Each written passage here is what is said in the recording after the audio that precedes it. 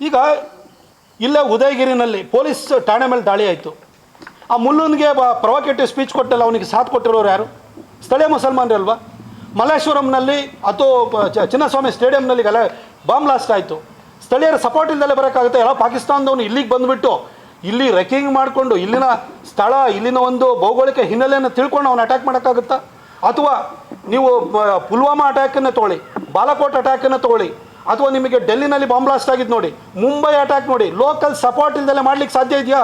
ಯಾಕೆ ಅಂತೇಳಿ ಈ ಲೋಕಲ್ ಸಪೋರ್ಟು ಈ ಮುಸಲ್ಮಾನರೇ ಕೊಡ್ತಾ ಇರೋವಂಥದ್ದು.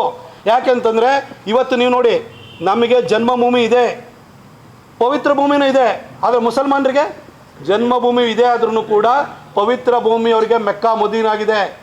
ಎಲ್ಲೋ ನಡೆದಂಥ ಘಟನೆಗಳಿಗೆ ಆಟಮನ್ ಟರ್ಕ್ಸು ಅಲ್ಲಿ ಹೋದಾಗ ಕ್ಯಾಲಿಫೆಟ್ಟನ್ನು ಕೆಳಗಡೆ ಹಾಕಿದ ಕೂಡಲೇ ಭಾರತದಲ್ಲಿ ದೊಂಬಿ ಇಳಿಸ್ತಾರೆ. 1979ರಲ್ಲಿ ಅಲ್-ಅಕ್ಸಾ ಮಸೀದಿ ಇಸ್ರೇಲ್ನಲ್ಲಿ ನೆಲಸಮ ಆಗಿದೆ ಅಂತ ಹೇಳ್ಬಿಟ್ಟು ಗುಜರಾತ್ನಲ್ಲಿ ದಾಳಿ ಮಾಡ್ತಾರೆ. ಎಲ್ಲೋ ನಡೆದ ಘಟನೆಗಳಿಗೆ ಇಲ್ಲಿ ಪ್ರೊಟೆಸ್ಟ್ ಮಾಡ್ತಾರೆ. ಅದು ಯೋಚನೆ ಮಾಡಿ, ಯಾವುದೋ ವಕ್ಫು ಏನು ಮುಸಲ್ಮಾನರ ಆಸ್ತಿನ ಯಾರು ಕಿತ್ಕೊಳ್ಳೋಕೆ ಹೋಗಿರಲಿಲ್ಲ, ಮುಸಲ್ಮಾನರಿಗೆ ಕೊಡಬೇಕು ಅಂತ ಕೇಂದ್ರ ಸರ್ಕಾರ ಒಳ್ಳೆ ಉದ್ದೇಶದಿಂದ ಆ ಒಂದು ಕಾಯ್ದೆನ ತರಕ್ಕೆ ಹೋದರೆ, ಒಬ್ಬ ಸಾಮಾನ್ಯ ಬಿಕಾರಿ ಮುಸಲ್ಮಾನಿಂದ ಬುಕಾರಿವರೆಗೂ ಎದ್ದು ಕೂತ್ಕೊಂಡ್ಬಿಟ್ಟು ಇದು ಮುಸಲ್ಮಾನರ ಆಸ್ತಿ ಕಿತ್ಕೊಳ್ಳೋಕೆ ಹೋಗ್ತಿದ್ದಾರೆ, ನಮ್ಮ ಧರ್ಮದೊಳಗೆ ಇಂಟರ್ಫಿಯರ್ ಆಗೋಕೆ ಹೋಗ್ತಾ ಇದ್ದಾರೆ ಅಂತ ಹೇಳಿ ಗಲ್ಲಿಂದ ದಿಲ್ಲಿವರೆಗೂ ಪ್ರೊಟೆಸ್ಟ್ ಆಗುತ್ತಲ್ರಿ. ಇಷ್ಟು ಒಗ್ಗಟ್ಟಿದೆ ಅವರಲ್ಲಿ, ಇಷ್ಟು ಅವರಲ್ಲಿ ಧಾರ್ಮಿಕವಾದಂಥ ಬದ್ಧತೆ ಇದೆ. ಇಂಥವರ ಜೊತೆ ನೀವು ಸಹಬಾಳ್ವೆನ ನಡೆಸೋಕ್ಕಾಗುತ್ತಾ? ಅದನ್ನೇ ಅಂಬೇಡ್ಕರ್ ಹೇಳಿದ್ದು, ಪಾಪ್ಯುಲೇಷನ್ ಎಕ್ಸ್ಚೇಂಜಿಗೆ ಹೋಗಿ ಅಂತ ಕಿವಿ ಮಾತನ್ನು ಹೇಳಿದರು, ಆದರೂ ಅರ್ಥ ಆಗಲಿಲ್ಲ. ಆದರೆ ಅವ್ರನ್ನ ಮಹಾತ್ಮ ಮಾಡಲ್ಲ, ಯಾರನ್ನೂ ಮಹಾತ್ಮ ಮಾಡ್ಕೊಂಡು ಕೂತಿದ್ವಿ ನಾವು. ಅಲ್ಲ, ಈಗ ಒಂದು ಯೋಚನೆ ಮಾಡಿ, ಮೊನ್ನೆ ಓಂ ಪ್ರಕಾಶ್ DG ಅವ್ರ ಮನೆಯಲ್ಲಿ ಅವರ ಹತ್ಯೆ ಆಯಿತು. ಹತ್ಯೆ ಆದಾಗ ಕೆಲವು ರೆಲೆವೆಂಟ್ ಕ್ವಶನ್ ಕೇಳಿದರು, ಇದರಲ್ಲಿ ಪೊಲೀಸ್ ಇಲಾಖೆ ಕ್ರಮ ತಗೊಳ್ಬೋದಿತ್ತು ಅಂತೇಳಿ ಹೇಳಿ. ಅದರ ಹಿನ್ನೆಲೆ ಯಾಕೆ ಅಂತೇಳಿ ಹೇಳಿದರೆ, ವಾಟ್ಸಪ್ ಗ್ರೂಪ್ನಲ್ಲಿ ಆಕೆ ಮೆಸೇಜ್ ಹಾಕಿದ್ರು ಎಲ್ಲ ಹೌದು. ಆದರೆ ಕಾಂಗ್ರೆಸ್ನವ್ರು ಏನಂತ ಹೇಳಿದರು, ಮನೆಯಲ್ಲಿ ಹೆಂಡ್ತಿನೇ ಚುಚ್ಚಿದ್ರೆ, ಮನೆ ಒಳಗಡೆ ಹೆಂಡ್ತಿನೇ ವಿರುದ್ಧವಾದರೆ ಏನು ಮಾಡೋಕ್ಕಾಗುತ್ತೆ ಅಂತ. ಇವರು ಯಾರು ಇರಲಿಲ್ಲ. ಈಗ ಈ ಭಯೋತ್ಪಾದಕರಿಗೆ ಸಪೋರ್ಟ್ ಕೊಡ್ತಾ ಇರೋರು, ಅವರಿಗೆ ಲಾಜಿಸ್ಟಿಕ್ ಸಪೋರ್ಟ್ ಕೊಡ್ತಾ ಇರೋರು ಯಾರು? ಮನೆ ಒಳಗಡೆನೇ ಇರುವಂಥವ್ರು. ಅದನ್ನು ಅರ್ಥ ಮಾಡ್ಕೊಳ್ಳಿ. ಇದು ಭದ್ರತಾ ವೈಫಲ್ಯವಲ್ಲ.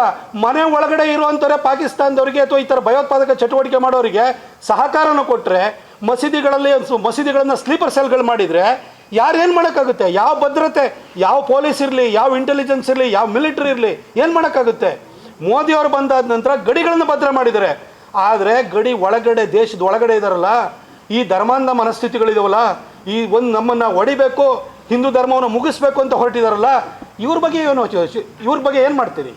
ಈ ಒಳಗಡೆ ಇರುವಂಥ ಎನಿಮೆಗಳ ಬಗ್ಗೆ ಏನು ಮಾಡ್ತೀರಿ? ಕಾಶ್ಮೀರದಲ್ಲಿ ಆಗಿರುವಂತಹ ಘಟನೆಯಿಂದ ಅತಿ ಹೆಚ್ಚು ಪ್ರವಾಸೋದ್ಯಮಿಗೆ ಧಕ್ಕೆ ಆಗಿರೋದು ಕಾಶ್ಮೀರದವರಿಗೆ.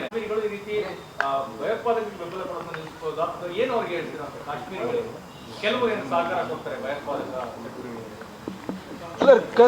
ಕಾಶ್ಮೀರಕ್ಕೂ ಇಸ್ಲಾಮಿಗೂ ಮುಸಲ್ಮಾನರಿಗೂ ಸಂಬಂಧನೇ ಇಲ್ಲ.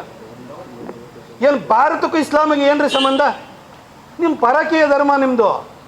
ನೀವು ನೆಲ ಕಂಡುಕೊಂಡು, ನೆಲ ಕೇಳಿಕೊಂಡು, ಆಶ್ರಯ ಕೇಳ್ಕೊಂಡು ಬಂದಿರೋರು.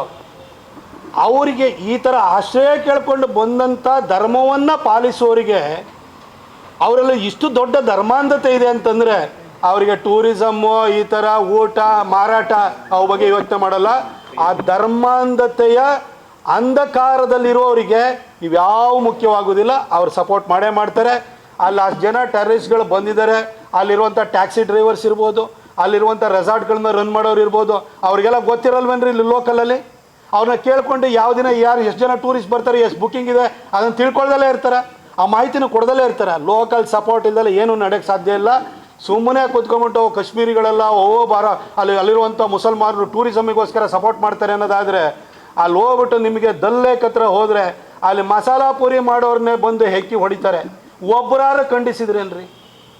ಒಂದು ಪ್ರೊಟೆಸ್ಟ್ ಮಾರ್ಚ್ಗಳಾಗುತ್ತಾ ಅಲ್ಲಿ ಅವ್ರ ಮನಸ್ಥಿತಿನೇ ಬೇರೆ ಇದೆ. ಯಾವ ದೇಶದಲ್ಲಿ ನೋಡಿ, ಯುರೋಪ್ನಲ್ಲಿ ಆಶ್ರಯ ಕೇಳ್ಕೊಂಡು ಹೋಗ್ತಾರೆ, ಕೊನೆಗೆ ಯುರೋಪಿಯನ್ಸಿಗೆ ಹೊಡಿತಾರೆ. ಇವತ್ತು ಫ್ರಾನ್ಸ್ ಸ್ಥಿತಿ ಏನಾಗಿದೆ?